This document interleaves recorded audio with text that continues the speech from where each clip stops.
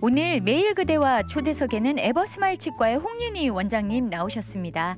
안녕하세요, 원장님. 네, 안녕하세요. 네, 어떻게 지내셨나요? 네, 똑같이 평범하게 지내고 있습니다. 아니 근데 원장님 참 신기해요. 어떻게 매번 똑같이 평범하게 그렇게 잘 관리를 하시면서 지내실 수 있을까요? 무슨 노하우가 있나요? 일단은 부모님한테 받아서 태어난 게 우선이고요. 아, 건강 그러면은 체질로. 네, 그다음에 이제 열심히 시간을 쪼개서 사용하고 있습니다. 네, 그러시군요. 네. 아, 항상 뵈면은 한결같은 그 모습으로 사실 일정이 굉장히 빡빡하셔서 한국 뭐 여러 곳을 다니시는데 네, 항상 그 모습 그대로 그 컨디션을 유지하시는 것 같아요. 특히 이번에는 왔더니 미세먼지에서부터 해방되고 네. 황사에서부터 해방되고 좋은 공기를 마셨더니 좋아진 것 같아요. 아, 다행이네요. 네. 계시는 동안 이 미국의 아주 좋은 공기 많이 마시면서 더 건강해지셨으면 좋겠어요. 네, 감사합니다. 네, 지난달에 이어서요. 저희가 그 임플란트 치료하고 나서요. 여러 가지 생기는 그 문제들에 대해서 조금 이렇게 살펴보고 있었잖아요. 네, 그렇습니다. 네, 그렇다면은 그걸 한 번 더 이렇게 리뷰를 하고 네. 또 이런 문제의 해결 방법까지도 좀 함께 이야기 나눠볼까요? 예, 그렇게 해보죠. 지난번에 제가 말씀드린 것은 임플란트를 하고 나서 보철물을 끼우고 나서 그 주변에 음식물이 끼는 현상이 많이 일어납니다. 네. 그거는 이제 특별히 두 가지로 나눠 볼 수가 있는데 하나는 자연적인 현상일 수도 있습니다. 이를 빼고 나면은 이 뺀 자리의 치조골은 점점 자연적인 퇴화 현상을 거치고 그렇죠. 퇴화 현상이라는 건 뼈와 잇몸이 점점 없어지는 거죠. 네, 얇아지죠. 얇아지죠. 그러니까 그 사이에 음식물이 끼고 그런 부분이 있고 그 다음에는 이제 보철물이 자꾸 이제 깨지는 현상이 있습니다. 네. 그거는 왜 그러냐면 내 치아에는 치주인대라는 어떤 조물주께서 주신 아주 그 완충 역할을 하는 끈이 있는데 네, 쿠션처럼요. 쿠션처럼요. 물론 그 끈도 건강할 때가 있고 건강하지 않을 때가 있는데 건강하지 않을 때는 음식물을 씹거나 그러고 나서 이제 많이 아프거나 불편할 때가 있죠. 네. 임플란트에서는 그 치주인대 끈이 없습니다. 그래서 뼈하고 임플란트가 붙어 있는 것은 제가 말씀드린 바와 같이 어떤 물리화학적인 그런 산화막으로 붙어 있습니다. 네. 그래서 우리가 가지고 있는 그런 치주인대의 끈과는 기본적인 그 구조가 틀려서 그 충격을 완충해주는 그런 역할을 못 하거든요. 네. 그러니까 씹거나 뭐 충격을 받거나 그러면 그 작은 그런 상황에서도 이렇게 자꾸 도제관, 이색나는 그 사기들이 자꾸 깨져나가는 현상들이 있습니다. 그렇네요. 네. 그래서 요즘에는 이제 재료가 바뀌고 있는데 좀 더 단단하고 금속이 들어가지 않으면서도 금속이 안에서 받쳐주는 도제관이 지금 일반적인 것이었는데 이제는 아주 단단한 그런 그 금속을 쓰지 않는 네. 그런 뭐 지르코니아라든지 뭐 이런 것들이 나와 있는데 아직까지는 또 풀어야 될 문제들이 조금씩 있기 때문에 완벽하게 그 도입이 되지는 않고 있는 그런 상황입니다. 아무래도 자연 치아보다는 좀 못 미치는 것들이 있겠죠. 많겠죠? 네, 네. 아, 참 안타깝네요. 그리고 또 다른 또 현상은 또 뭐가 있을까요? 예, 그러고 지난번에 그 두 가지를 말씀드렸고 이제 또 새로 말씀드릴 것 중에 하나는 흔들리는 보철물이 움직이는 현상입니다. 흔들리고 작게 흔들린다든지 움직이는 거예요. 이게 딱 고정이 돼 있어야 되는. 그 이유가 뭘까요? 그게 이제 하나는 스크루 루스닝이라고 해서 나사 풀림 현상입니다. 네, 네. 나사로 보철물과 임플란트를 조여놨는데 그 나사는 이제 어떤 나사들도 풀릴 수 있는 성질은 다 있죠. 그렇죠. 힘을 받거나 그러면 그래서 그냥 조여주면 되는데 그 임플란트를 나사형이냐 세멘트형으로 연결했냐에 따라서 나사형으로 연결했으면 조였다 풀렸다 하는 작업이 용이하고 세멘트로 했으면은 그 작업이 좀 불편하고 그렇거든요. 그다음에 또 하나는 그 보철물을 연결한 나사가 풀림 현상이 아니라 파절 현상이 있을 수 있습니다. 깨지는 부러졌어요. 건가요? 예, 그게 부러지면은 다시 조여봐야 소용이 없으니까 제거하고 새 나사로 바꿔야 되는데 이때도 임플란트를 나사형으로 연결해서 보철물이 연결됐으면 훨씬 이 수리 작업이 간단하거든요. 근데 그렇죠. 이 나사가 파절이 됐을 때는 그 나사가 움직이는 경우에는 쉽게 풀릴 수가 있는데 움직이지 않을 경우에는 그 나사를 제거하는 특별한 또 툴을 사용해서 약간 복잡해지는데 네. 제거는 얼마든지 가능합니다. 그렇군요. 네. 아, 보니까 진짜 그 나사가 풀렸는데도 불구하고 파절되었을 때 그걸 또 빼내는 게 그게 또 이렇게 쉽지만은 않은. 쉽지만은 않을 수도 있습니다. 운이 좋으면은 네. 간단하게 끝날 수도 있는데 음. 그렇지 않은 경우도 있을 수가 있고요. 네. 그 다음에 이제 보철물이 흔들리거나 움직이는 현상 중에 하나는 이것을 나사형으로 하지 않고 세멘트로 붙였을 때 그 세멘트가 녹아서 없어져서 흔들릴 수도 있습니다. 아, 녹기도 하나요? 그렇죠. 우리 침에 있는 구강 안에 있는 침의 효소나 이런 것들이 그걸 녹입니다. 그럴 정도로 강하군요. 그럴 정도로 강합니다. 아, 미세하게 녹아 없어질 수가 있고 그것을 우리가 영어로는 세멘트 워시아웃이라고 하거든요. 녹아 없어지는 것을 네네. 워시아웃이라고 하는데 뭐 간단하게 제거해서 또 다시 붙일 수 있으면 좋지만 이런 현상보다는 나사형으로 임플란트를 해놓으면은 나사만 풀렀다 조였다 하는 작업만 하면 되니까 훨씬 더 용이할 수가 있습니다. 그러면 주로 시멘으로 하셨던 분들은 사실 나사형보다 좀 보급되기 훨씬 전에 좀 하셨던 분들이 많나요? 아니 그렇지 않고요. 네. 제가 임플란트를 처음 시작할 때는 세멘트형은 거의 없었습니다. 아, 오히려요. 네. 아, 나사로만 했습니다. 하다가 보니까 나사가 하는 방법이 좀 복잡하거든요. 아, 그러니까 뭔가 이제 자꾸 간단한 방법도 또 나오겠죠.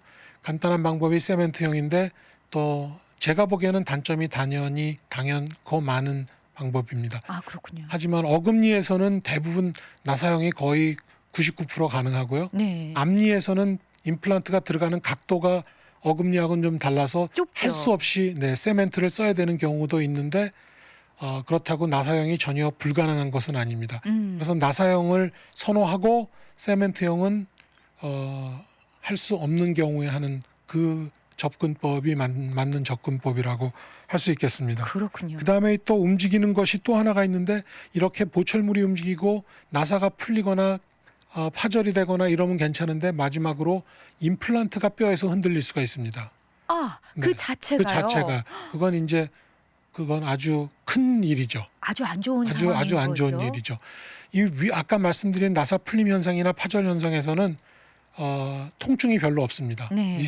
미세한 통증인데 임플란트가 흔들리면 그때는 통증이 심하게 옵니다. 굉장히 아프군요. 굉장히 아프죠. 그러니까 통증이 많았을 때는 그때는 좀 빨간불이 들어왔다고 보면 되고요. 네. 임플란트가 움직였다. 뼈 안에서 움직였다는 건 뭐냐면 뼈하고 임플란트 치료하신 분들은 기억이 나시겠지만 심어놓고 몇 달 기다리는 기간이 있거든요. 맞아요. 뼈하고 붙으라고 기다렸는데 그게 움직이면은 뼈하고 붙었던 그 골 유착 상태가 없어진 겁니다. 아, 그러니까 그렇군요. 뼈하고 붙지를 않았어요.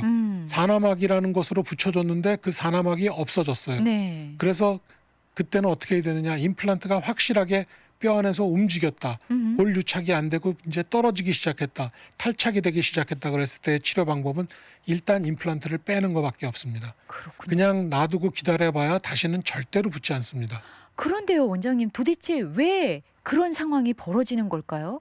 어딘가에 뭔가 감염이 된 걸까요? 왜 그런 걸까요? 크게는 두 가지로 보는데요. 지금 말씀하신 대로 감염, 네. 생물학적 어떤 염증 이런 이런 것 때문에 그 뼈가 점점 녹아서 그 사이에 세균들이 끼어가지고 네. 그 막을 분리시켜서 움직이게 하는 그런 경우가 있고요. 네. 또 하나는 교합력. 너무 씹는 힘이 센데 그것을 조절하지 않고 계속 그 교합력을 아주 지속적으로 주어졌을 때. 부하가 아주 많이 걸렸을 때 그때도 이제 그런 문제가 생깁니다. 그래서 이건 조금 물리학적인, 기계적인 면, 생물학적인 면 이런 두 가지로 볼 수 있는데 일단 그래서 이제 통증이 있고 그럴 수가 있거든요. 만약에 네. 이제 그 교합력이 너무 세다면 씹는 힘이 그래서 치과에 자주 방문해서 교합력을 적절히 맞춰준다든지 네. 다른 치아와 비슷하게 맞춰준다든지 옛날에는 그 임플란트는 내 치아보다 닿지 않게 덜 닿게 했었는데 그건 맞지 않고요. 네. 내 치아와 똑같이 해줘도 상관이 없습니다. 그렇군요. 네, 그런데 내 치아보다 더 세게 달 때 이제 그런 과부하 때문에 아무래도 그런 임플란트가 뼈에서 분리되는 현상이 일어날 수가 있습니다. 네, 그렇군요. 그러니까 뼈 자체에서 떨어져 나가기 전에 자주자주 점검을 통해서 그런 것들을 좀 조절하는 방법이 있겠군요. 네, 그런데 마지막에 그 방법은 그렇게 흔히 일어나진 않습니다. 그런 나사 풀림 현상이나 이 임플란트가 뼈에서 탈착된 현상은 같이 놓고 비교할 수 있는 그런 정도로 흔히 일어나는 일은 아니고요. 그나마 다행이네요. 그래야죠. 네, 저희 노래 한 곡 듣고요. 전화 한 말씀 듣고 계속해서 이야기 나눠보도록 할게요. 네, 저희 돌아왔습니다. 오늘 매일 그대와 초대석에는요, 에버스마일 치과의 홍윤희 원장님과 함께 임플란트 치료가 끝난 후 생길 수 있는 여러 가지 문제점들에 대해서 이야기 나눠보고 있습니다. 더불어서 또 여러 가지 해결 방법도 같이 말씀해 주시고 계셔서요. 굉장히 유익한 말씀인 것 같아요. 그렇다면요, 원장님, 네, 또 다른 이제 또 어떤 현상들이 또 있을까요? 예, 몇 가지가 더 있는데요. 네. 이제 또 하나는 이 특히 앞니 같은 경우에 임플란트로 보철물까지 해서 다 끝내놨는데 시간이 지나면서 주변이 시퍼렇게 잇몸의 색깔이 변하면서 금속 안에 있는 금속이 노출이 되는 거거든요. 아, 그러면 잇몸이 죽는 건가요? 환자분들께서는 잇몸이 죽어가고 있다고 표현을 많이 하세요. 네네네. 잇몸이 꺼져가는 거고 그것은 인데 마찬가지로 두 가지로 보는데 하나는 이제 평범한 나이가 들어가면서 치조골이 조금씩 줄어들고 네네. 잇몸도 같이 없어지는 현상. 그래서 그 안에 금속 임플란트의 컴포넌트들을 연결한 그 금속들이 노출되는 현상. 드러나는군요. 네, 드러나는 현상. 그런데 이제 그런 경우도 치과에 가셔가지고 체크를 해 보셔서 이것이 염증성이 아니고 그냥 자연적인 현상으로 생기는 거라면은 그때는 그냥 놔두셔도 되고 아, 보철물을 컴포넌트를 좀 바꿀 수도 있고 네. 바꾼다는 작업은 또 복잡한 작업이죠. 비용도 많이 들고. 그렇죠. 하지만 방법은 있는 것이죠. 음. 그런데 이제 이런 경우가 염증성이 되면은 이제 뭐든지 염증성은 그냥 놔둘 수가 없는 것 아닙니까? 그렇죠. 그러니까 이게 자연적인 것인가 아니면 염증 때문에 일어나는 것인가? 그 잇몸과 뼈 안에 치조골 안에서 임플란트 주변에서 뼈가 녹아서 없어지고 냄새 나면서 네. 이제 박테리아 세균들이 그런 고름도 내보내고 이러는 현상인지 아닌지는 구별할 필요가 있습니다. 그렇군요. 네. 그래서 만약에 그 부분이 염증성이라면은 반드시 염증을 제거하는 치료를 하셔야 될 것이고요. 네. 자연적인 것이라면 그대로 쓰거나 음. 아니면 컴포넌트들을 바꿔서 좀 더 심미적으로 예쁘게 바꾸려면 얼마든지 바꿀 수 있고 네. 또 어떤 경우에는 치주적인 성형 수술을 통해서 잇몸을 입 천장에 있는 잇몸을 조금 빌어다가 그 잇몸을 사이에 끼워 넣는 수술이지만 환자분들의 그 기대감이나 그런 그 욕심에 따라서는 네. 얼마든지 바꾸거나 고칠 수도 있는 것입니다.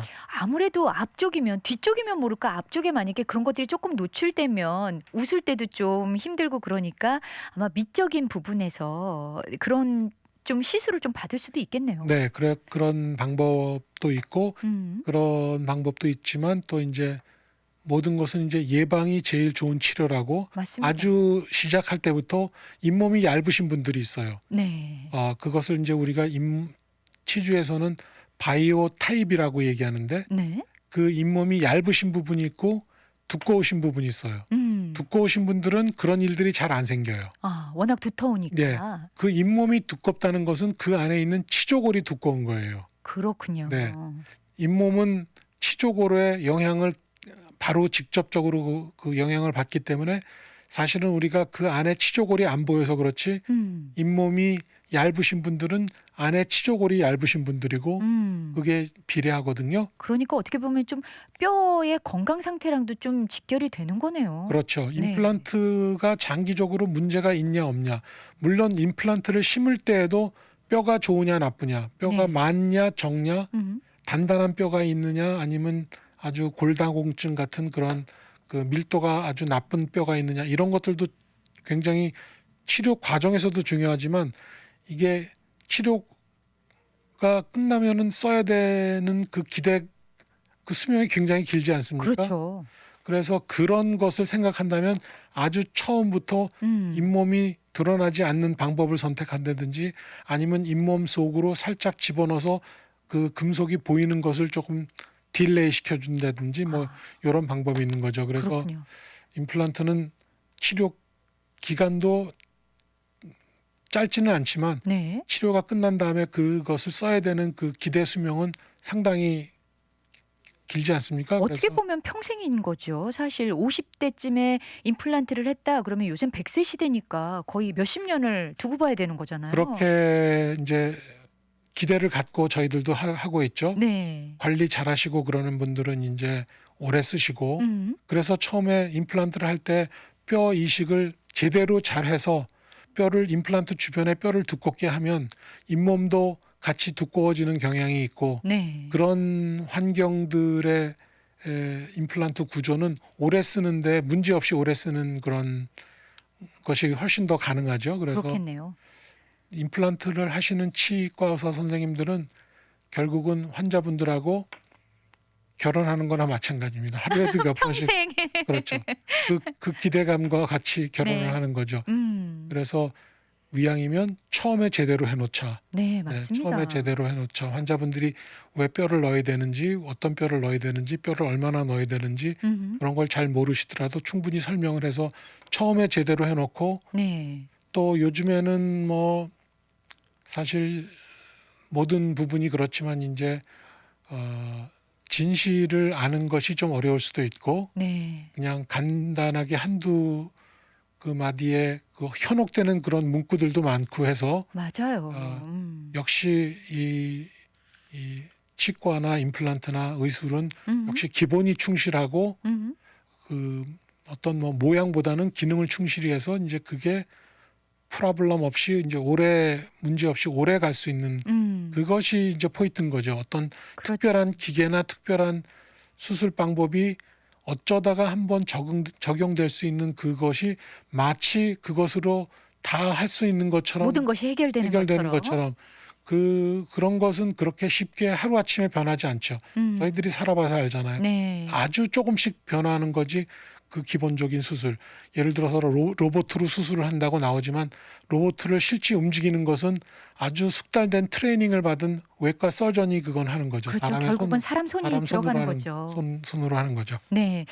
참 보니까 원장님 말씀 듣다 보니까 기본에 충실해야 된다. 그리고 임플란트를 할 때 절대 우리 그 환자분들도 서둘러서 빨리빨리 해주세요 이러면 안 될 것 같아요. 그렇죠? 네. 여러 가지 경우의 수들을 좀 따져보고 네. 최악의 상황도 생각해 보면서 좀 같이 상담을 통해서 좀 진득하니 플랜을 짜야 될 것 같습니다. 네, 이 임플란트는 서둘러서 하면은 한두 달, 두세 달 빨리 할 수는 있어요. 네. 하지만 이게 여태까지 그 검증된 생리적인 그 기전이 일어나는 기간이 있거든요. 그렇죠. 그거를 바이올레이션 하면은 그걸 거스르게 된다면 그렇죠. 그걸 거스르면 결국 그만한 값 아니면 몇 배의 값으로 그 값을 치러야 되는 거죠. 본인이 치르게 되는 그렇죠. 거죠. 수술을 처음으로 다시 돌아가서 음. 좀 빨리 시작했다가 임플란트 주변이 부실해서 자꾸 문제가 되면은 그때는 임플란트를 빼야 될 수도 있고 빼고 다시 뼈를 만들어야 되고 그 네. 기간 그리고 또 임플란트를 심고 또 그것을 반복한다는 거는 사실 환자분이나 치과 의사나 득이 될 게 하나도 없는 것이죠. 맞습니다. 저희 여기 지금 채팅창에 보니까 7848님이 간혹 가다가 원장님 참 천천히 말씀하시는데 그 한마디 한마디 하실 때 너무 재미나요. 그러면서 결혼하는 거다. 크크크 너무 재밌습니다. 그러네요. 그러면서 또 치과 선생님들은 다들 공감하시지 않을까 싶어요. 치과 진료 기간은 서두르면 안 된다는 것도 7164님이 올려주셨고요. 네. 그렇지만 또 치아에 문제가 생겼다면 빨리 서둘러서 검사를 받기는 해야 될 것 같습니다. 그것도 맞습니다. 네네. 진짜 얼마나 서두르는 것이 다 능사는 아닌 것 같아요. 그렇죠? 예. 그렇다면 이제 마지막으로요.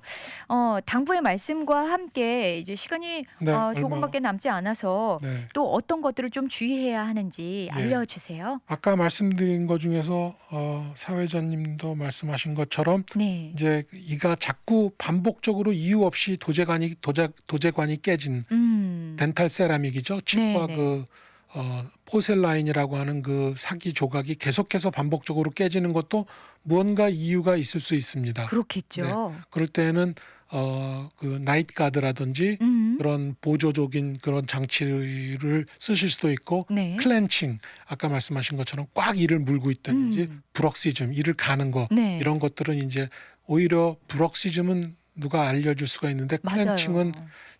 그건 치과에서 그 치아의 마모 상태를 보고 저희들이 판단해야 되거든요. 그러니까 그런 방법이 있고 큰 문제들, 작은 문제들이 있다고 말씀을 드렸는데 중요한 건 염증성이냐 아니면 어떤 자연적인 시간이 지나면서 생기는 것은 우리가 받아들이는 수도 있는 거죠. 그만큼 그렇죠. 오랫동안 썼으니까 그만큼은 저희들이 또 용서를 해줘야 되는 거죠. 네. 하지만 염증성은 반드시 치료를 해야 되고요. 음. 네, 그 염증성은 반드시 치료해야 되고 그 다음에 임플란트 주변에서 사이가 벌어지는 처음엔 안 그랬는데 네. 쓰시면서 사이가 벌어지는 특히 임플란트 주변의 치아가 자연 치아인 경우에 네. 보초를 했거나 임플란트 치아가 아니라 내 치아인 경우에 이런 일들이 생기는 것들이 많이 일어나고 있는데 아직까지 이제 학술대에 나가면 이런 토픽들이 많이 나타나고 있는데 정확한 그 기전은 우리가 알지 못하고 알고 있는 것은 사후에 그것을 해결할 수 있는 방법은 알 수 있지만 그것의 예방법을 아직 모르는 게 있어서 우리는 많이 아는